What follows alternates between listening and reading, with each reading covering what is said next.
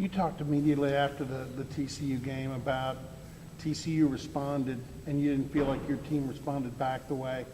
What a great start. When you watch the tape, what happened to cause a pause in the way your team started?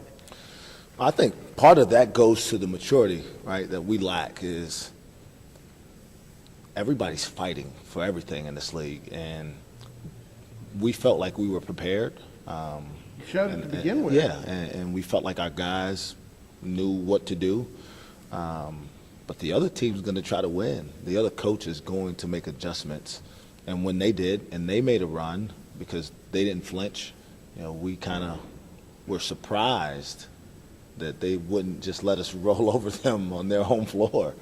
That was disappointing that we didn't have enough toughness to say, okay, this is going to be a battle, like all these games are going to be, and we got to make sure we find a way to maximize our possessions offensively, but continue to guard. And again, I talked earlier, defense is our biggest issue. We've gone 5 games now, and we have a total of 1 charge taken.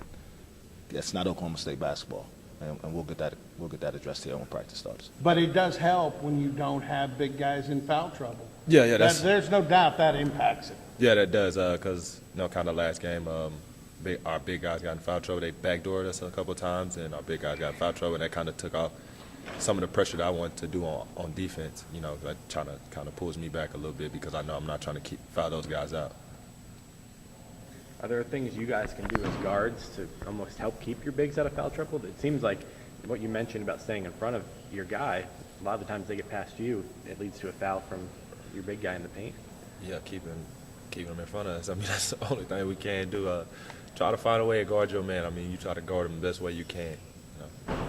Not asking you to comment on officiating, but have you looked at tape and seen what your guys can do to maybe keep themselves out of harm's way? Because, I mean, everybody knows the stat with Mitch.